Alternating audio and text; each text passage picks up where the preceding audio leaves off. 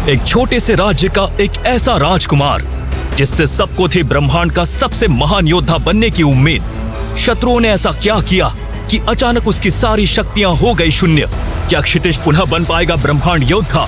क्या क्षितिज ले पाएगा अपने दुश्मनों से बदला?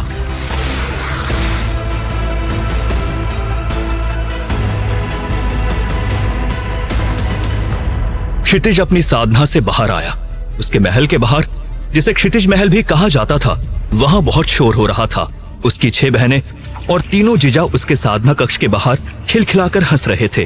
क्षितिज ने बाहर आते ही मजाक के अंदाज में पूछा, क्या हुआ दीदी, मेरे जीजा जी इतना झूम झूम कर नाच क्यों रहे हैं? कहीं आप तीनों ने हमेशा के लिए मौन व्रत तो नहीं ले लिया? युगंधर, जो सबसे बड़ा जीजा था, हंसते हुए बोला, अरे साले साहब, हमारे इतने अच्छे भाग्य कहाँ कि हमें ऐसी शांति मिले। क्या कहा आपने? युगंधर घबराते हुए बोला, कुछ नहीं महारानी। लेकिन कोई तो बताए कि मेरे महल के सामने इतना शोर क्यों हो रहा है? जल्द ही इस महल में शहनाई बजेगी। मतलब मीनाक्षी दीदी की सगाई पक्की हो गई? अब मुझे समझ में आ रहा है। सरोजा दीदी, ये सही बात नहीं है। अब मैं आपसे बात नहीं करूंगा, देखिएगा। इतना कहकर क्षितिज नाराज हो गया। लेकिन बात तो सुनो छोटे। अरे साले साहब, सब चिल्लाते हुए क्षितिज के पीछे दौड़े, जो गुस्से में राजमहल में महाराज नरसिंह के पास चला गया था। पिताजी, ये सही बात नहीं है। बिना बताए सगाई पक्की कर दी और राज्य का राजकुमार होते हुए भी मुझे कुछ नहीं पता। ये तो अन्याय है। अब ये सब सहन से बाहर हो गया है। महाराज चौंक गए, क्योंकि वे तो बस इंतजार कर रहे थे कि क्षितिज की साधना पूरी हो और उसे ये खुशखबरी दे। महाराज नरसिंह ने मजाकिया अंदाज में कहा, ठीक है, फिर तुम्हारी मंगनी जो प्राणधारा साम्राज्य की राजकुमारी राज्य लक्ष्मी से पक्की हुई है, उसे मैं तोड़ देता हूँ। क्षितिज गुस्से में बोला, हाँ, कर दीजिए इनकार। मेरी अनुमति के बिना मेरी बहन की। फिर उसने पिताजी की बात पर ध्यान दिया। मेरी सगाई? महाराज ने सेवकों को बुलाकर कहा, कोई है? जल्दी से एक चिट्ठी तैयार करो और उसे प्राणधारा साम्राज्य में भेज दो। उनसे ये कह देना कि हमारे राजकुमार इस रिश्ते से सहमत नहीं हैं। राजकुमारी राज्यलक्ष्मी का नाम सुनते ही क्षितिज की आंखें चमक उठी। राजकुमारी की खूबसूरती के चर्चे चारों तरफ थे। कोई उसे परी कहता था तो कोई स्वर्ग की अप्सरा। क्षितिज तुरंत महाराज के सामने सिर झुकाकर बोला, नहीं पिताजी, ऐसी कोई बात नहीं है। मैं तो बस गलतफहमी का शिकार हो गया था। कृपया मुझे माफ कर दीजिए। सभी बहनें और उनके पति, जो नवांगन राज्य की सीमाओं के विभिन्न राज्यों के राजा या राजकुमार थे, हंस हंस कर पेट पकड़ने लगे। जिस पर अभी सब हंस रहे थे वो कोई आम राजकुमार नहीं था। क्षितिज 17वें स्तर का योद्धा था, जो न केवल उसके हम उम्र युवाओं बल्कि उससे 10 साल बड़े लोगों से भी ज्यादा शक्तिशाली था। लोगों का कहना था कि अगर क्षितिज इसी तरह मेहनत करता रहा तो वो आने वाले 5 वर्षों में महाराज नरसिंह, जो 97वें स्तर पर थे, को भी पीछे छोड़ सकता था। ये कोई छोटी मोटी बात नहीं थी, क्योंकि नरसिंह नवांगन राज्य के सबसे ताकतवर व्यक्ति थे। उनके बाद सेनापति रंजीत का स्थान था, जो केवल 45वें स्तर पर थे। वैसे तो नवांगन राज्य सपनोल्लास महासाम्राज्य का एक बहुत ही छोटा राज्य था, इतना छोटा कि महासाम्राज्य के 90% लोगों को इसका नाम तक पता नहीं था। लेकिन आज राजमहल में जो संदेश आया था उसने सबको आनंदित कर दिया था। संदेश के साथ ही क्षितिज के दादाजी की अंगूठी भी थी, जिससे साफ होता था कि उसके दादा की मित्रता के कारण ये रिश्ता आया था। खुशी के इस माहौल में हंसी मजाक चल ही रहा था कि अचानक धड़ाम की जोरदार आवाज आई। यह आवाज इतनी भीषण थी कि महल के सभी लोगों के कान फटने लगे। पूरा महल इस गूंज से कांप उठा। महल में जो भी मौजूद थे उनके कानों से खून निकल आया। सभी दौड़कर महल की खिड़की की ओर भागे और वहां जो उन्होंने देखा उस पर विश्वास करना मुश्किल था। अग्नि वर्षा करने वाले 2 विशालकाय ड्रैगन। वे दोनों पूरे नवांगन राज्य को भस्म करने पर उतारू थे। उनकी स्तर संख्या 100 थी। अगर महासाम्राज्य को छोड़ दिया जाए तो बाकी सभी राज्य मिलकर भी इन्हें पराजित नहीं कर सकते थे। कोई कुछ समझ पाता। तभी एक और धमाके के साथ राज्य के शस्त्रागार की इमारत आग की लपटों के हवाले हो गई। सभी ने उस तरफ देखा जहां से आग का गोला आया था। सैनिकों, मुकाबला करो! महाराज ने आदेश दिया, लेकिन वो जानते थे कि उनकी सेना ड्रैगन का मुकाबला नहीं कर सकती। ठीक वैसा ही हुआ। सैनिकों ने तुरंत तोप के गोले ड्रैगन की तरफ दागने शुरू किए, लेकिन ड्रैगन इतनी तेजी से उड़ रहा था कि वो गोले पहुंचने से पहले ही आंखों से ओझल हो गए।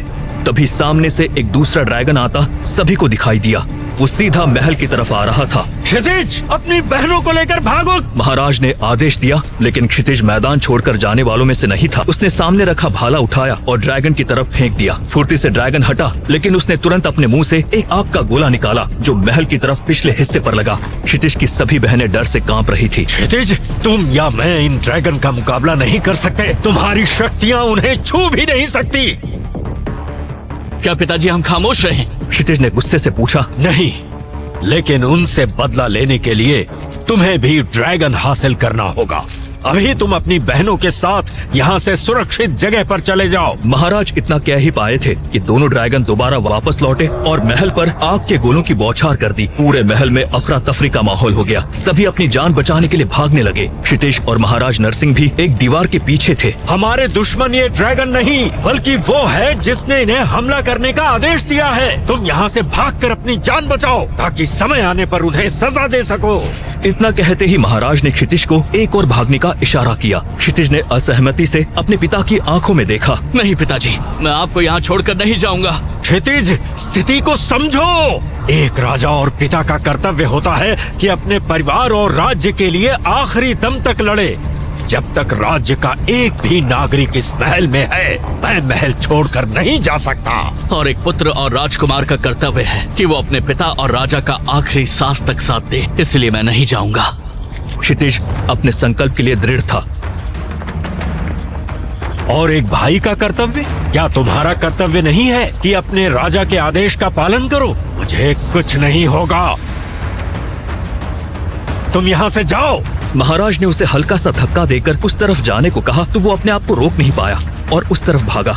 उसके जाते ही एक आग का गोला महाराज की तरफ आकर गिरा। क्षितिज ने जब देखा तो वो वापस अपने पिता की तरफ मुड़ा तो उसने देखा कि उसके पिता घायल अवस्था में जमीन पर गिरे हैं। उसके मुंह से भयंकर चीख निकल गई। पिताजी! वो आंखों में आंसू और क्रोध लेकर उनकी तरफ दौड़ने लगा, लेकिन क्षितिज महाराज तक पहुंच पाता उससे पहले ही दूसरे ड्रैगन ने आग की लपटों से महल की बुनियाद पर हमला कर दिया। महल धीरे धीरे ढहने लगा। क्षितिज ने किसी तरह अपने आप को संभाला और अपनी तलवार से उड़ते हुए ड्रैगन की तरफ कूदा, लेकिन उसका वार खाली गया और वो जमीन पर आकर गिरा। ड्रैगन ने जब क्षितिज को वार करते देखा तो वो वापस पलटा। क्षितिज ने देखा कि उसके पिताजी महल के एक हिस्से के साथ नीचे गिर रहे हैं। पिताजी! उसकी आंखों में आंसू थे। उसे यकीन नहीं था उसके पिता उसे छोड़कर जा रहे हैं। उसी समय ड्रैगन ने आग की लपटों से क्षितिज के ऊपर वार कर दिया। क्षितिज फुर्ती से हटा, लेकिन तभी महल का एक बड़ा सा टुकड़ा उसके ऊपर गिर गया। क्षितिज उसके नीचे दब गया। उसने उठने की पूरी कोशिश की, लेकिन वो नाकाम रहा। तभी उसने देखा कि ड्रैगन उसी की तरफ उड़ता हुआ आ रहा है। क्षितिज ने पूरी जान लगाकर अपने ऊपर गिरे पत्थर को उठाने की कोशिश की, लेकिन अब उसके शरीर में शक्ति नहीं बची थी। तभी उसे एक ड्रैगन उसकी तरफ आता दिखाई दिया। क्षितिज ने उठने की कोशिश की, लेकिन उसकी शक्ति शून्य हो गई थी। क्षितिज की आंखें धीरे धीरे बंद होने लगी। ड्रैगन को अपनी ओर आते हुए देख उसकी आंखें कब पूरी तरह से बंद हो गई उसे पता ही नहीं चला। उसे लगा मानो वो धीरे धीरे एक अंधेरी खाई में गिर रहा हो। उसे अपना शरीर हल्का होता हुआ प्रतीत हुआ। वो अपनी रगों में बहते हुए खून को महसूस कर सकता था। उसे अपने दिल की धड़कन महसूस हो रही थी, जिसकी रफ्तार धीरे धीरे कम हो रही थी। तभी अचानक उसके शरीर को एक जबरदस्त झटका लगा, मानो किसी बाहरी शक्ति ने उसके शरीर में प्रवेश किया हो। उसे अपना रक्तचाप बढ़ता हुआ महसूस हो रहा था। दिल की धड़कन भी धीरे धीरे बढ़ रही थी। उसका मस्तिष्क अभी भी समझ नहीं पा रहा था कि उसके साथ क्या हो रहा है।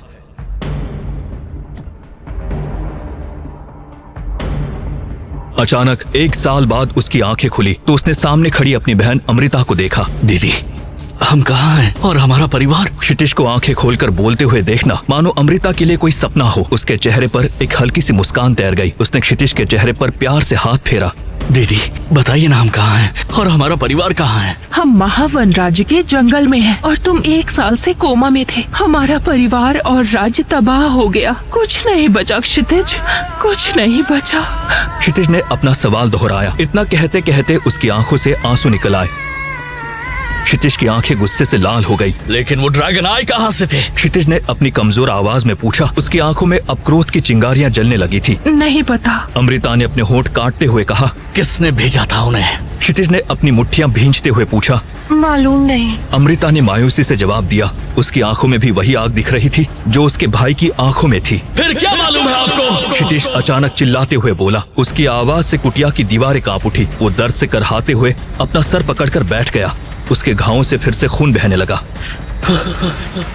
पिताजी कहाँ हैं आप? उसके मुंह से एक दर्दनाक चीख निकली जिससे जंगल के पक्षी भी चौंक कर उड़ गए। मत रो क्षितिज, मत रो। अमृता ने उसे अपनी बाहों में भरते हुए कहा। दोनों भाई बहन एक दूसरे से गले लगकर रो रहे थे। किसने भेजे थे ड्रैगन? कैसे ड्रैगन के हमले से बच गए थे क्षितिज और अमृता?